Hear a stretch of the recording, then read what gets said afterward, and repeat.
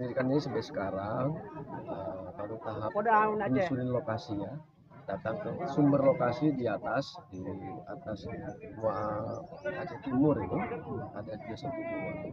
Memang banyak tumpukan kayu, memang kayu-kayu sisa lama itu ya, tidak terpotong sih, ada yang terlaku. Jadi sementara masih indikasinya belum ada namanya ada 4 wilayah, tapi kan titiknya satu di daerah Gayus dan sana untuk Aceh Timurnya di pusatnya pertemuan sungai yang dari Gayus, dari apa namanya Bebesan ya.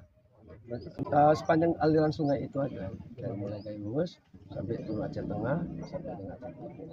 Tinggal logging mungkin ada, tapi kan itu nggak sporadis ya, mungkin untuk kebutuhan masyarakat. Tapi kalau untuk perusahaan tidak.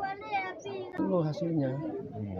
Kalau dilihat potongan kayu ini kayaknya hampir tidak ketemu bekas-bekas pemotongan yang sempurna ya.